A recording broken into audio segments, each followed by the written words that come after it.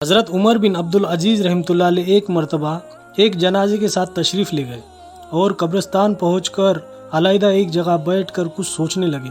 کسی نے عرض کیا، امیر المومنین، آپ ہی جنازے کے ولی تھے، آپ ہی علیحدہ بیٹھ گئے؟ فرمایا، ہاں، مجھے ایک قبر نے آواز دے دی اور مجھ سے یوں کہا کہ اے عمر بن عبدالعزیز، تو مجھ سے یہ نہیں پوچھتا کہ میں ان آنے والوں کے ساتھ کیا کیا کرتی ہوں؟ میں نے کہا، تو ضرور بتا۔ اس نے کہا، ان کے کفن پھاڑ دیتی ہوں، بدن کے ٹکڑے ٹکڑے کر دیتی ہوں، خون سارا چوس لیتی ہوں، گوشت کھا لیتی ہوں۔ اور بتاؤ کہ آدمی کے جوڑوں کے ساتھ کیا کرتی ہوں؟ مونڈوں کو باہوں سے جدا کر دیتی ہوں، اور سرینوں سے رانوں کو جدا کر دیتی ہوں، اور رانوں کو گھٹنے سے جدا کر دیتی ہوں، گھٹنوں کو پنڈلیوں سے جدا کر دیتی ہوں، اور پنڈلیوں کو پاؤں سے جدا کر دیتی ہوں۔ یہ فرما کر عمر بن عبدالعزیز رحمۃ اللہ علیہ رونے لگے اور فرمایا کہ اس دنیا کا قیام بہت تھوڑا ہے اور اس کا دھوکہ بہت زیادہ ہے، کہ اس میں جو عزیز ہے وہ آخرت میں ذلیل ہے، اس میں جو دولت والا ہے وہ آخرت میں فقیر ہے، اس کا جوان بہت جلد بوڑھا ہو جائے گا، اس کا زندہ بہت جلد مر جائے گا، اس کا ہماری طرف متوجہ ہونا تم کو دھوکے میں نہ ڈال دے، حالانکہ تم دیکھ رہے ہو یہ کتنی جلدی منہ پھیر لے، اور بے وقوف ہے وہ جو اس کے دھوکے میں پھنس جائے۔ کہا گئے اس کے وہ دل دادا جنہوں نے بڑے بڑے شہر آباد کیے، بڑی بڑی نہریں نکالی، بڑے بڑے باغ لگائے، اور بہت تھوڑے دن رہ کر سب کو چھوڑ کر چل دیے۔ وہ اپنی صحت اور تندرستی سے دھوکے میں پڑے کہ صحت کے بہتر ہونے سے ان میں نشاط پیدا ہوا اور اس سے گناہ میں مبتلا ہوئے۔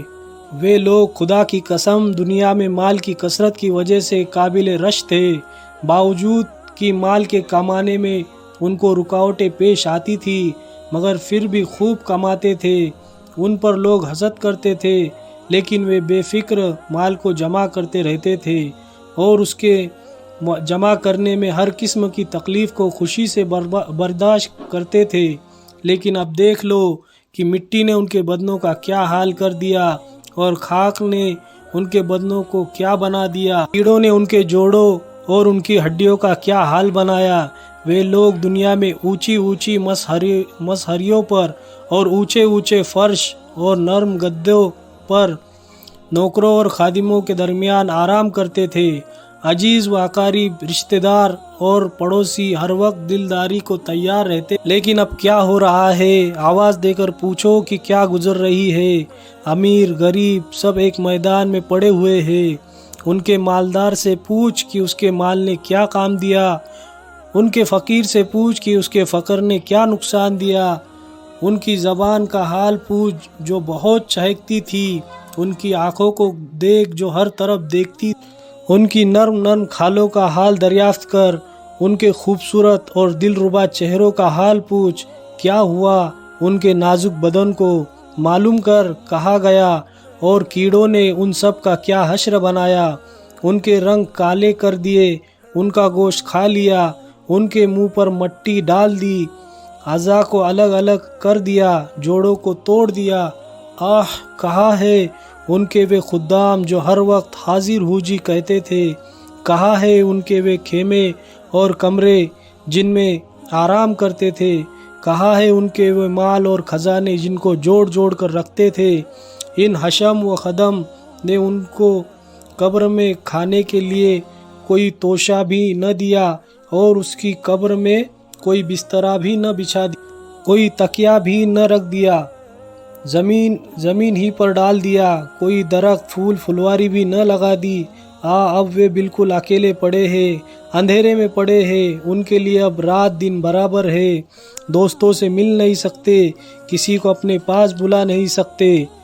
کتنے نازک بدن مرد، نازک بدن عورتیں، آج ان کے بدن بوسیدہ ہے، ان کے اعضاء ایک دوسرے سے جدا ہے، آنکھ نکل کر منہ پر گر گئی، گردن جدا ہوئی پڑی ہے، منہ میں پانی پیپ وغیرہ بھرا ہوا ہے، اور سارے بدن میں کیڑے چل رہے ہیں۔ وہ اس حال میں پڑے ہیں، اور ان کی جوروؤں نے دوسرے نکاح کر لیے، وہ مزے اڑا رہی ہے۔ बेटों ने मकानों पर कब्जा कर लिया, वारिसों ने माल तकसीम कर लिया, मगर बाज़ खुश नसीब ऐसे भी है जो अपनी कब्रों में लज्जतें उड़ा रहे हैं, तर व ताज़ा चेहरों के साथ राहत व आराम में है। लेकिन ये वही लोग हैं जिन्होंने इस धोखे के घर में उस घर को याद रखा, इसकी उम्मीदों से उसकी उम्मीदों को मुकद्दम किया और अपने लिए तोशा जमा कर दिया और अपने पहुंचने से पहले अपने जाने का सामान कर दिया। ऐ वह शख्स जो कल को कब्र में ज़रूर जाएगा, तुझे इस दुनिया के साथ आखिर किस चीज़ ने धोखे में डाल रखा है? क्या तुझे ये उम्मीद है ये कमबख्त दुनिया तेरे साथ रहेंगी? क्या तुझे ये उम्मीद है तू इस कूच के घर में हमेशा रहेगा? तेरे ये वसी मकान, तेरे बागों के पके हुए फल, तेरे नरम बिस्तरे, तेरे गर्मी सर्दी के जोड़े, ये सब के सब एकदम रखे रह जाएंगे। मलकुल मौत आकर मुसल्लत हो जाएगा, कोई चीज़ उसको न हटा सकेंगी। पसीनों पर पसीने आने लगेंगे, प्यास की शिद्दत बढ़ जाएंगी और जाकनी की सख्ती में करवटें बदलता रह जाएगा। अफसोस सद अफसोस है वह शख्स जो आज मरते वक्त अपने भाई की आँख बंद कर रहा है, अपने बेटे की आँख बंद कर रहा है, अपने बाप की आंखें बंद कर रहा है। उनमें से किसी को नहला रहा है, किसी को कफन दे रहा है, किसी के जनाजे के साथ जा रहा है, किसी को कब्र के गड्ढे में डाल रहा है। कल को तुझे भी ये सब कुछ पेश आना है। इसलिए मेरे भाइयों, मरने से पहले पहले मरने की तैयारी में लग जाइए। अल्लाह मुझे और आपको अमल की तौफीक अता फरमाए। आमीन।